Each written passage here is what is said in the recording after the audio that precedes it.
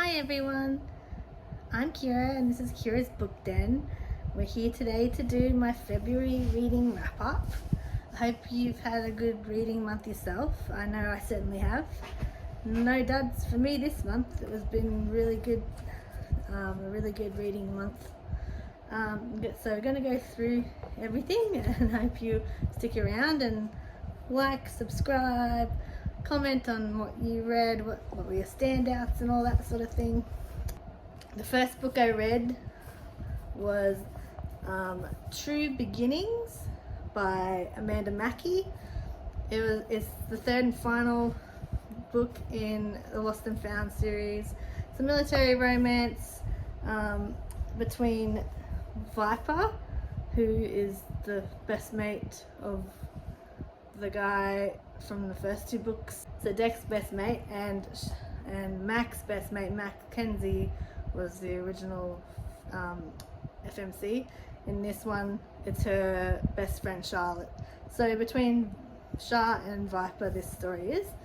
It's a grumpy, well, they're both grumpy really. So grumpy rather than grumpy sunshine. Enemies to lovers, forced proximity, all this kind of thing. I enjoyed their story a lot more than Mac and Dex. I still, even in this book, when Mac was around, I found her very self-centered and selfish. She was really selfish towards Charlotte too, and that really ticked me off. But Char, I really like Char as a character. She was really she stood up for herself and she didn't take shits. I love that in a female character. But she wasn't like the bitchy girl boss type of thing, you know. She's just a strong person.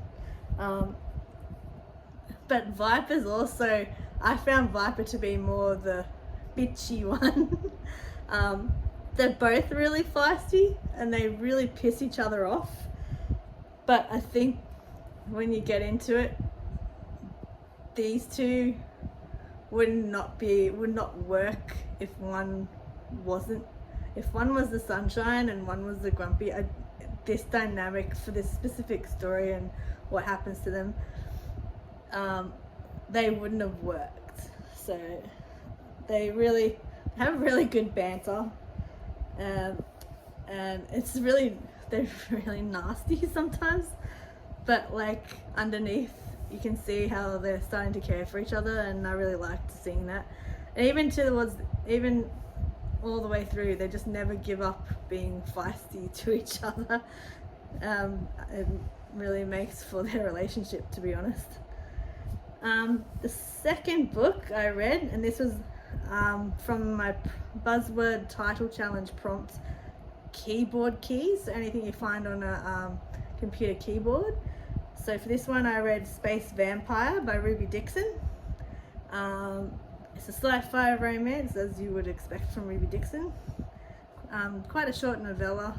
It's like 77 pages long, so nice and quick, but it didn't feel rushed or forced or anything. It even though it's completely outrageous, it was still made believable. Sometimes I found short stories can be hit and miss like that. So she really nailed it. It's insta love, of course, because it's a short novella. Vlad is basically a clone gone wrong, and they try to fix. It's like a clone that people buy these clone things for different reasons, and he's like one that's gone wrong, and they try to fix the issue, but they make it worse, and they basically turn him into a vampire. So that's where the space vampire thing comes in. But he's a real sweetheart. Like he's not like an evil, wants to kill you type of thing. He doesn't want to hurt anyone, and he just wishes he basically wishes he wasn't invented, sort of thing. And Dana is stuck on this space station with him. She does. They just sort of really connect well, and it's ended up being a really sweet and sexy sort of vibe that they've got going. And they're really accepting of each other, both of them. So I loved it so much. It was a really good book. Then I read, After the Storm. Well, this was an audio book I listened to. After the Storm by Laura Pavlov. It's a contemporary romance. It's the final book in the Cottonwood Cove series. This one is about Cage, who's like the single father. He's a veterinarian, and Presley. It's like second chance. So Presley's come back into Cottonwood Cove.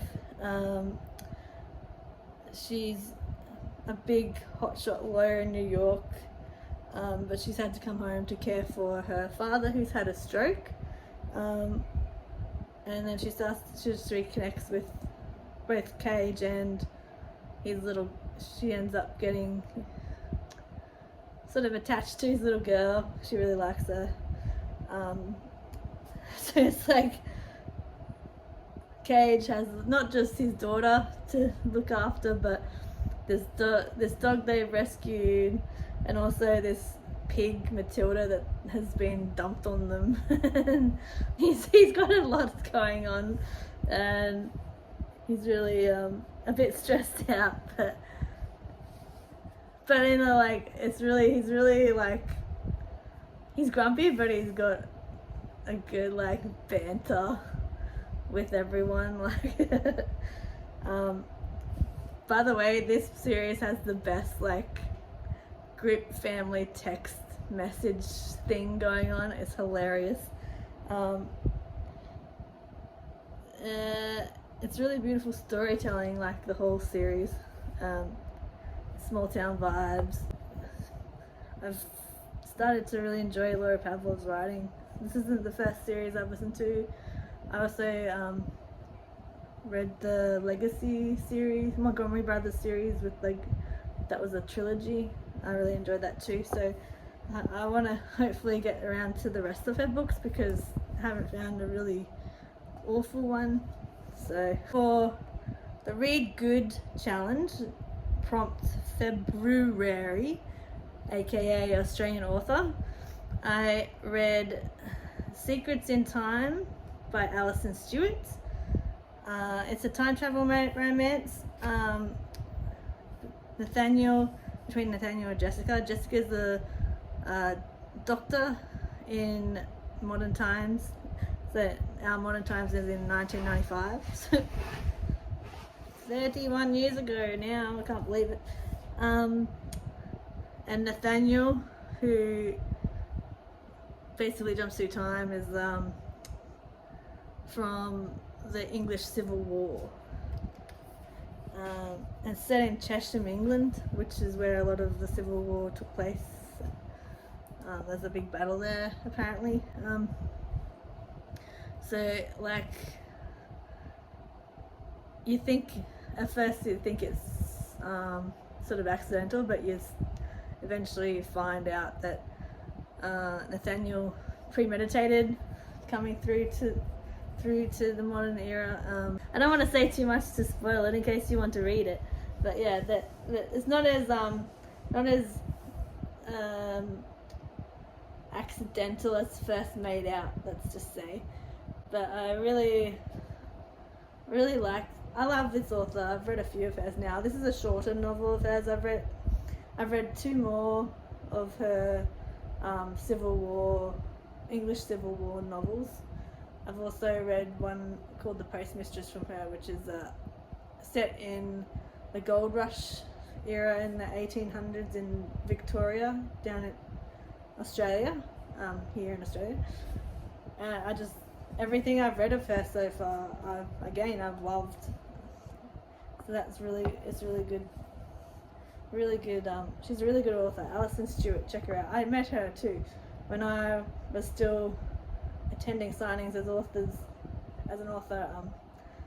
The last one I did in Newcastle, I managed to get to meet Alison at that signing. She had a stall on the other side of the room to me, so we caught up. It was really great. She's a lovely person. So please, if you haven't read her or heard of her, please check her out. She's brilliant. Her books are brilliant, and she's lovely. The next one I read was What the River Knows. It's the first book in the Secrets of the Nile duology by Isabel Ibanez. I hope I said it right. It's classed as YA historical romantasy. I don't really find the YA part too much. I mean,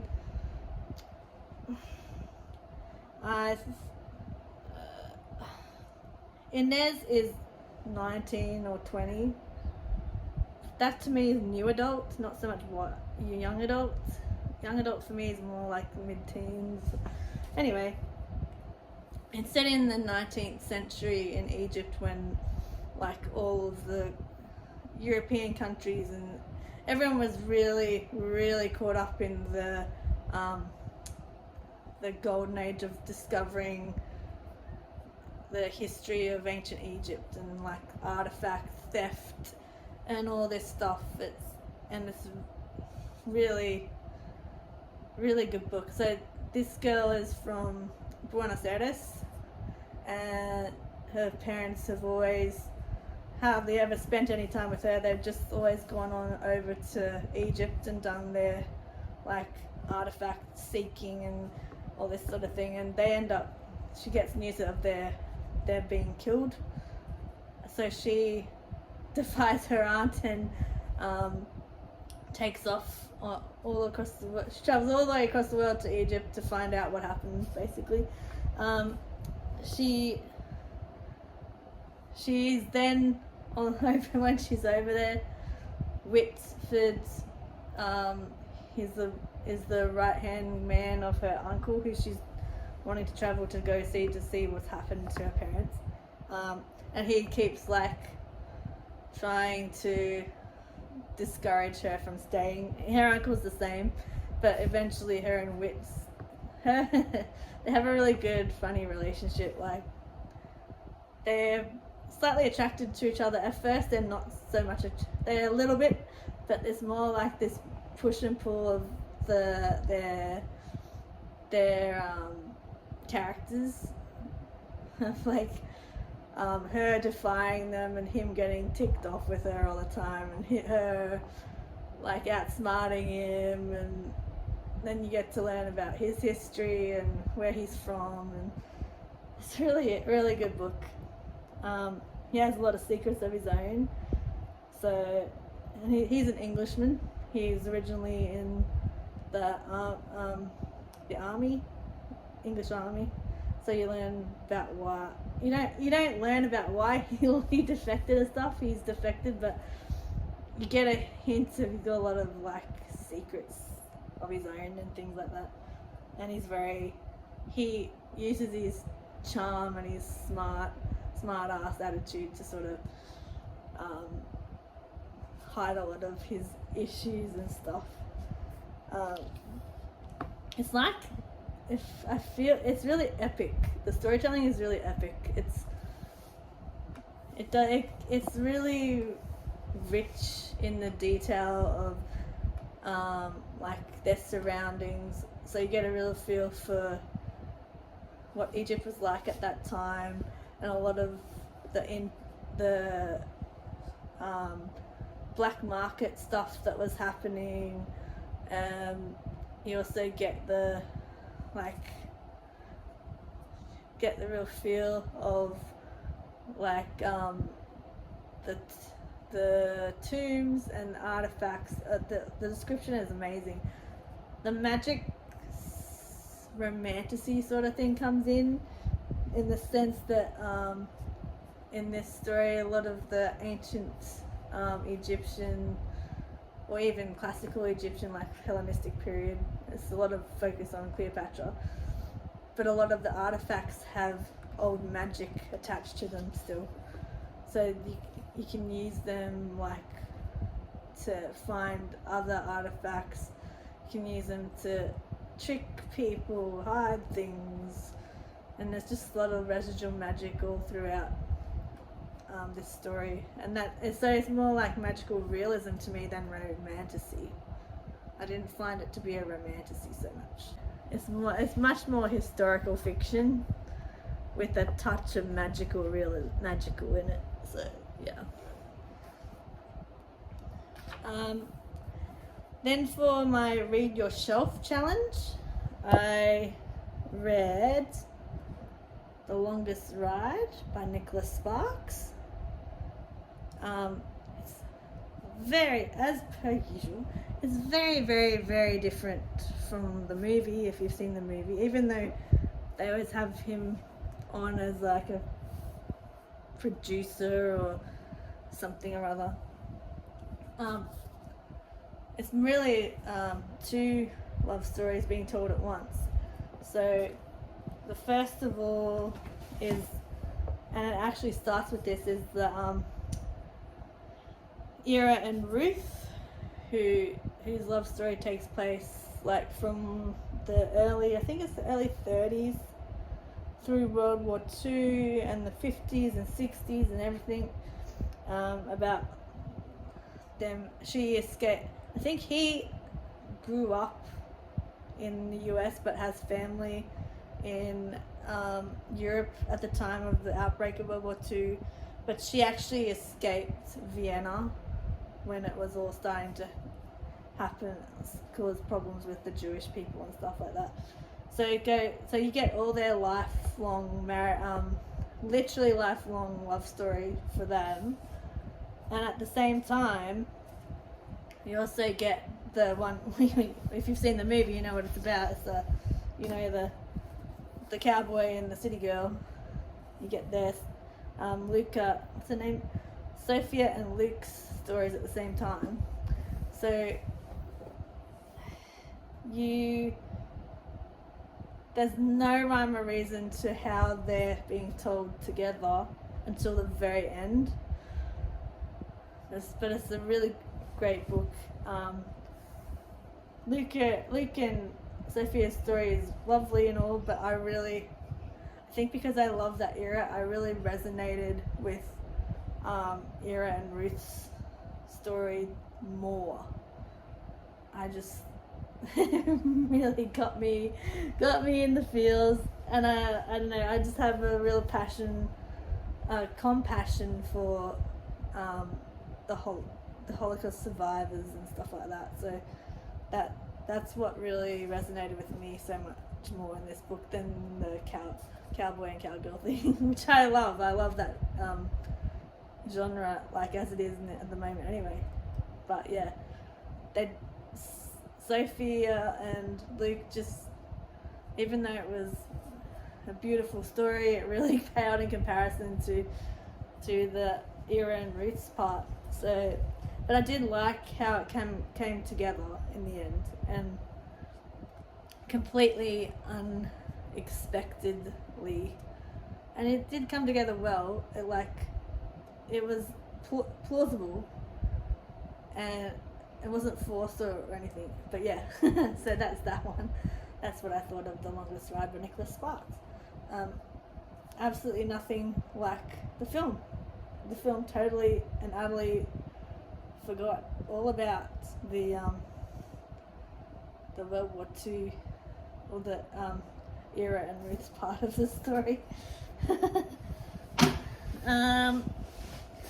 Then I read her Werewolf Defender, which is book 3 in the Werewolf Guardians.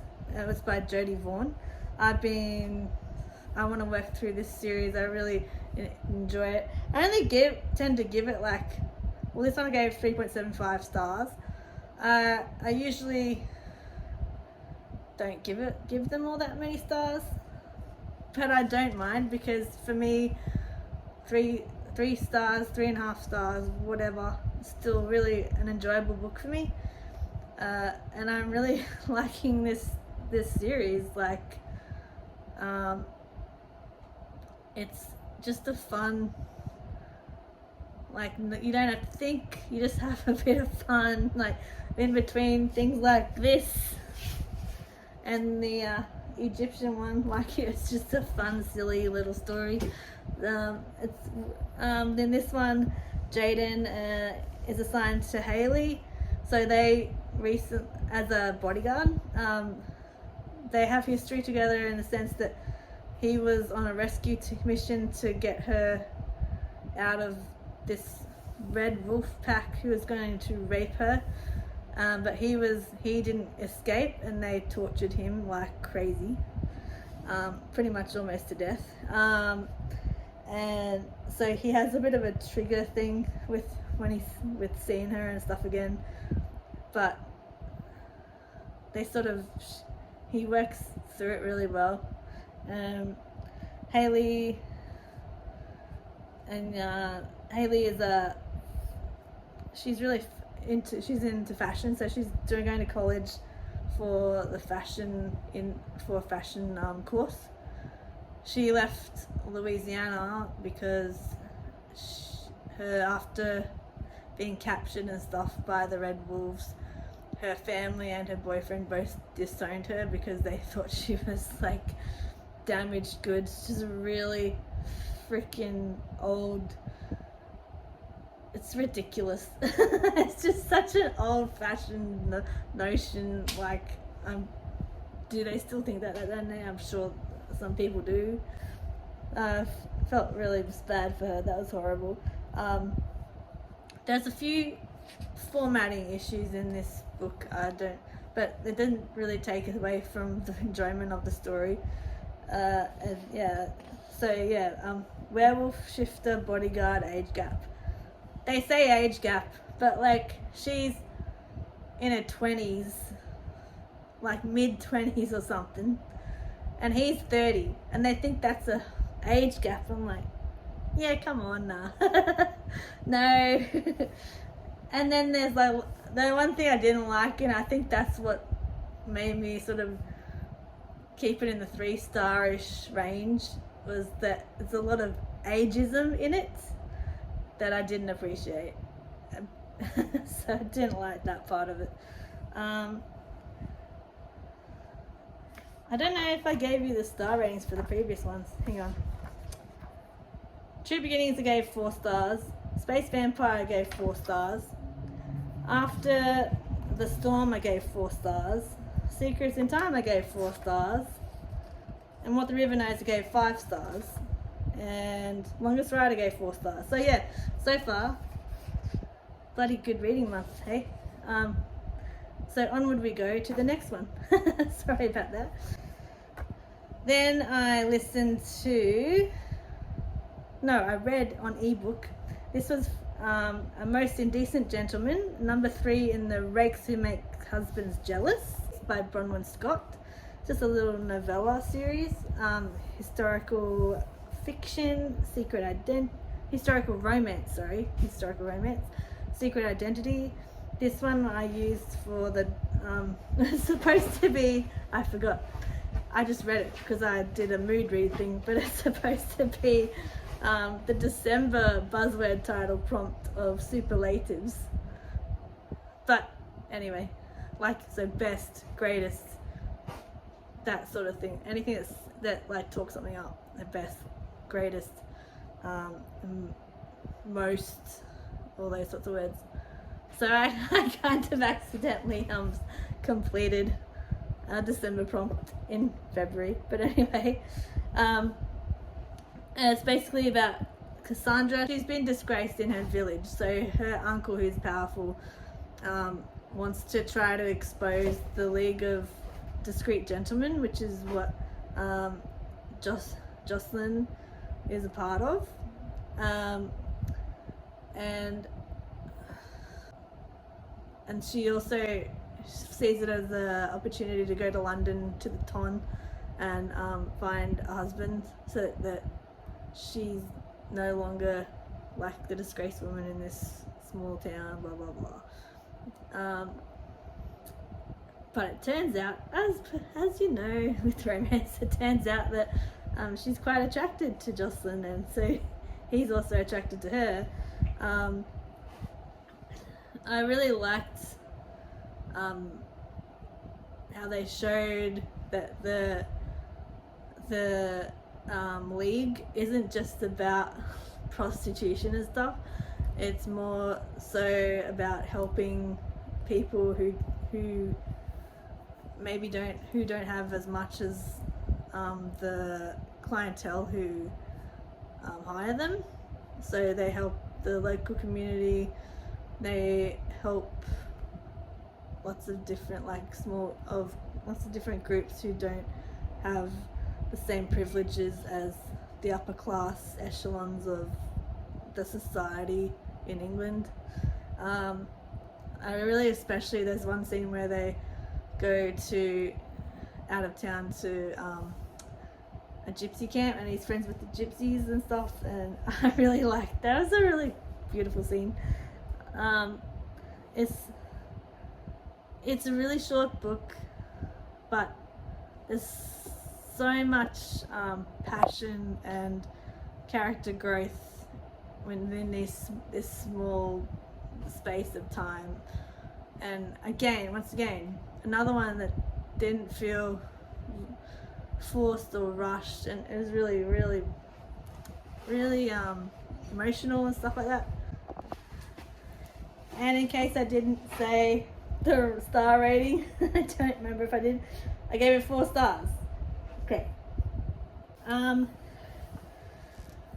Then I read another very short one, Dance With Me by Kaylee Ryan. It's number 1 in the My Hometown series. It's a multi-author series that was only available through BookFunnel by signing up to the newsletters. So I got a bunch of them, like Zoe York, Adriana Locke, a few, J.H. Croy, a few of them. It's Kaylee Ryan's number 1 book. It's about it's a small town childhood crush book set in a place called Charmed Cove. The characters are Elena and Callum. Basically, Callum comes back to town as a new local vet, so another vet story. And Elena never left. They grew up as neighbours, and she stayed, and she was like not wanting to get in the way of him going to college and stuff, so he went off and did all his medical stuff and that, and he's moved back actually on Charmed Cove on purpose because he wants to declare his love to her and like basically woo her and make her his girlfriend / wife or whatever. It's really, I really loved it. It's really cute, swoony, short, small town romance. Like, you can read this, it's only 34 pages, mate. You can read this in like an hour. And I gave it 4 stars. It was just excellent. Then I listened to Out of the Blue by P. Dangelico. It's a standalone contemporary romance. I listened to it on Libro FM. Out of the Blue by P. Dangelico is another small town.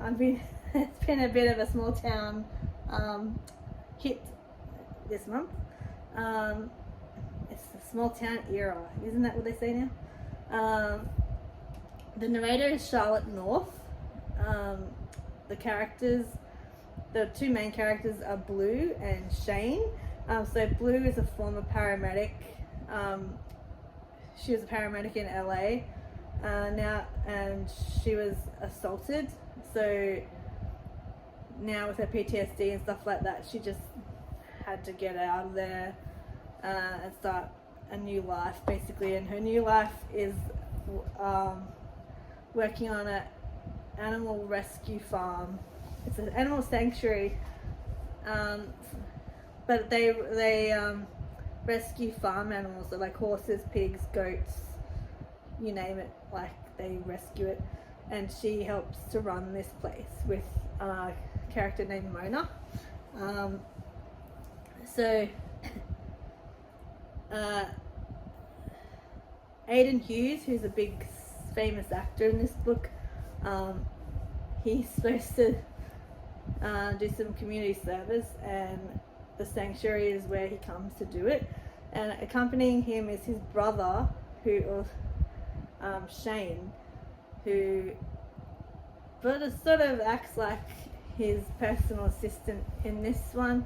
His actual personal assistant is back in LA, and she's the one who he's his manager and PR rep and stuff like that. But Shane, because of the brother thing, he thought it was important that he came to make sure Aiden gets on the straight and narrow and all this. It was a really good book. It didn't shy away from the realities of animal rescue, which I've been involved in a lot throughout my life. And also, there's this one scene with this horse that they rescue named Legacy. It's absolutely horrific, and it's absolutely true what you find in certain situations. It just makes you really question humanity sometimes. But yeah, so Shane and Blue start to find, they sort of immediately have an attraction, but she doesn't want to leave because of her. She's worried that if they get involved, he'll want her to leave, and she doesn't want to leave because she has her trauma. But also at the same time, he's a writer, and he is not someone who puts down roots, so she's worried that if she does get involved with him, well, how long is he going to stick around? And lo and behold, he nicks off eventually. Yeah, I really liked the fact that, yes, you got these two trying to figure out their issues, their thing to get together, but also the book's so much more than that, because it involves Aiden a lot, and it involves Mona and her partner.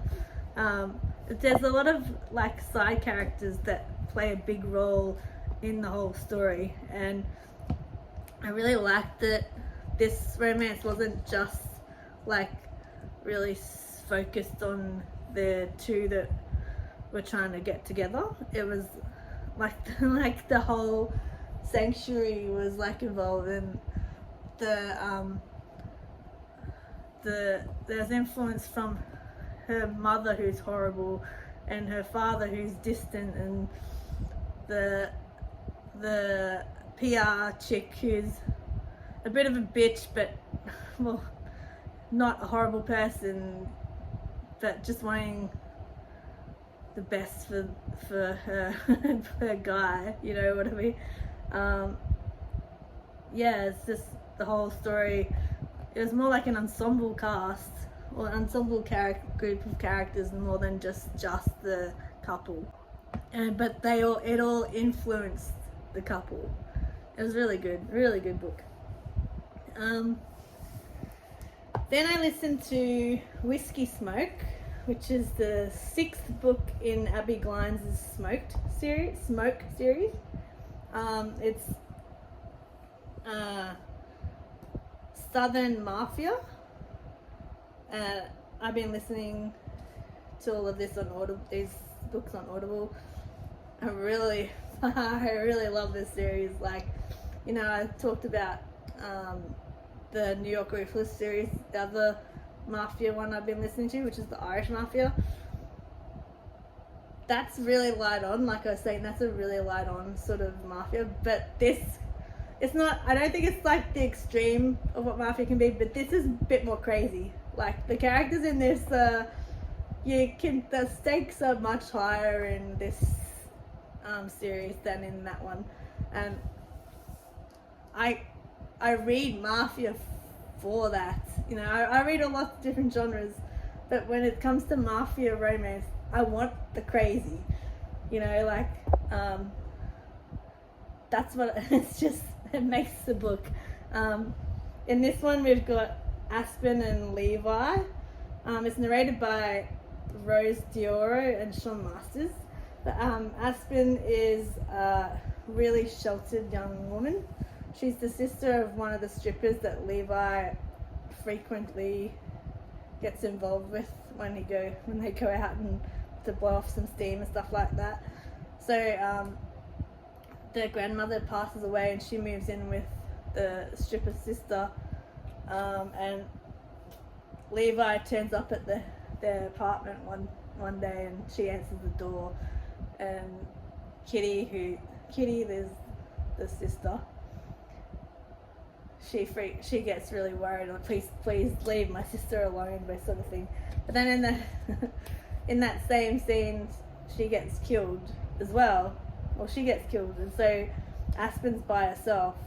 So Levi takes it upon himself to become her protector, and he fights. He doesn't want a relationship. Doesn't want to fall in love. He fights tooth and nail the whole way. That he doesn't want any of it. He just wants to make sure she's safe. But like he ends up being crazy about her, and even though he still, even when he realizes he's crazy about her, he still wants to resist that feeling. And even though Aspen is protected, sheltered, she's really cool chick. She wants to learn a lot of stuff about life, about sex, about she wants to volunteer so she ends up volunteering at a hospital for a while anyway, and she just is a really cool young girl. It's a good book. What else can I say? It's just a wonderful, bit of a crazy ride. Like this series is a crazy ride. But yeah, probably still not as crazy as some. I mean, I haven't read much Mafia. It's not as crazy as Lord of London Town. That book is nuts, but good. But yeah, so that's Whiskey Smoke. I gave it 4 stars for that one. I don't know. Then I read Pen Pal by J.T. Geissinger. It's a standalone dark romance.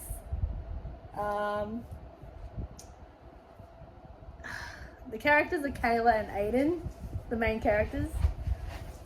I don't know what I can say about this. I really can't say anything except fucking read it. Even if you're not sure, even if some of the stuff you're like, what's the deal with it? Just read it, because this book is God tier for me. This book, let's just say everything I thought was happening wasn't happening. Everything I thought would be the outcome wasn't the outcome.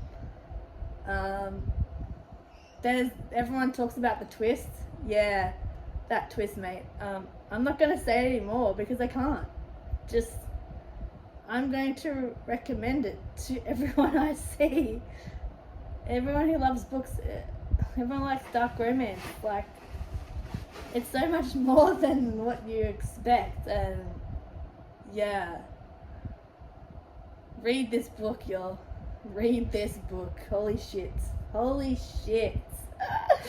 Oh, I can't believe it. It's so good. I even told my mum, she reads books. She reads way more than I do. And it's not her genre at all. But I said to her, you have to read it. You have to read it. Just read it. Read it. Oh my god, that book. I'm definitely going to be reading more J.T. Geissinger after that. That's just amazing. Amazing book. 5 stars. See, I keep my 5 stars for like the books I absolutely love. And that's definitely a 5-star book for me. Then I read Remind Me, which is Magnolia Sound #1 by Samantha Chase. This is the second book in this series that I've listened to, because I listened to the .5 like prequel novella that comes before this, and it's about Mallory. So the characters are Mallory and Jake, and the .5 basically shows how they initially get together and blow up, because then this book is about how they deal with the aftermath 6 years later. They come back together, like, because her grandfather passes away, great-grandfather, sorry, and so it's about them sort of they've grown up, matured, realised they've stuffed it up, and they want to sort it out.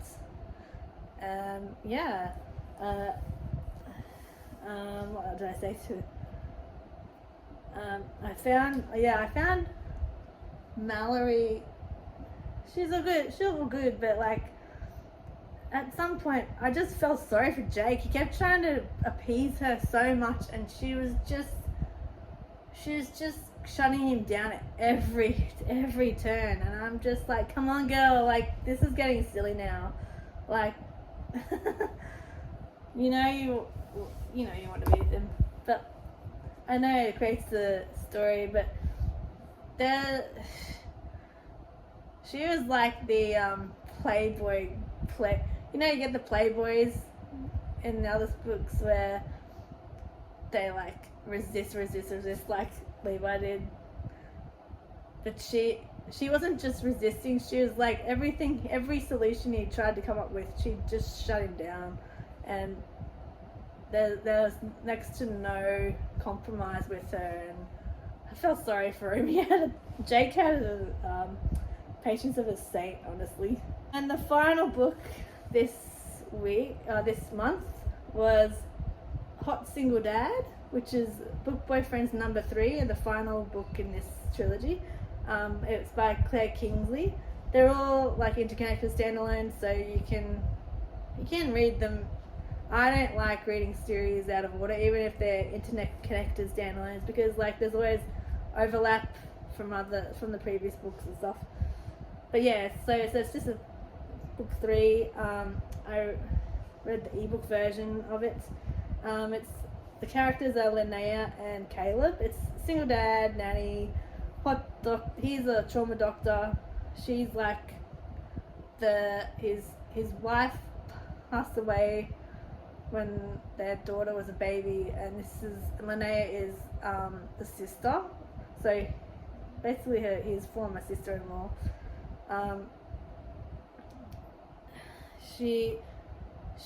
Linnea's really shy and has a hard time standing up for herself, and so her really controlling mother sends her to Caleb to look after his daughter, because she's getting older and she's in school now and everything, and he's finding it more and more difficult to balance his job as a trauma surgeon in the ER and stuff, with the mounting needs of his child by himself. And he's had trouble finding a good enough nanny because his daughter is extremely shy as well and has trouble connecting with most people, so he's had trouble finding a nanny that's right for her. But because Linnea has the same sort of temperament and had the same struggles growing up and still has the similar sort of struggles, she can really relate to her more, and she also knows her already because she's always gotten to know Charlotte, the little girl's name is, always gotten to know Charlotte via Zoom calls and stuff like that. But he doesn't know her very well. He doesn't know what she looks like or anything, because whenever Charlotte does the Zoom calls, he sort of sneaks off a little bit because he's had trouble with the parents, not being respectful of his relationship with their daughter, but also when the daughter passed away, they tried to take Charlotte away from him. So they're that kind of people. Also, Linnea is a pianist, and she's like, so her sister who passed away was also a doctor, and that's where him and Caleb and her met in medical school. And then so Linnea is a pianist who went to like college for it and everything, and the parents don't really respect or understand her creativity and why she can't be something like a lawyer or a doctor or, you know, something along those lines. So the mother is really harsh on her and like forcing her to go into apply for symphonies and really stringent on like how much practice she gets in and all this stuff basically. I like, because I could relate so much to Linnea, because I have had struggles with self-worth, shyness, not like being able to stand up for myself as well. This is one of the very rare books like that actually made me tear up. I can read the saddest, the most horrible sort of stuff, most emotional sort of stuff. I'll feel it in here, but it's the very, very rare book that actually gets me teared up. And because I could relate so much to Linnea, and there's especially a scene towards the end with her mother, man, and I had issues with that in family too, in my family. It really got me teary. So well played, Claire Kingsley, because let's just say well played, because you managed to get me to tear up in your book. It's not even the saddest book out there. It's just the fact that I have the same temperament as Linnea, I have the same issues as Linnea, and man, girl, you nailed it. You nailed what it feels like. Wow. So that's a 4-star book for me. That was you did that well. And that, my friends, on that note, is the end of my February wrap up. So looking forward to March. I didn't manage to get Transcendence finished yet. I've got like 80 pages to go, so that will be into my March wrap up. Okay, thank you for joining me. Like, comment, subscribe. I will see you in the next video. Cheers y'all, and I'll talk to you again soon. Bye.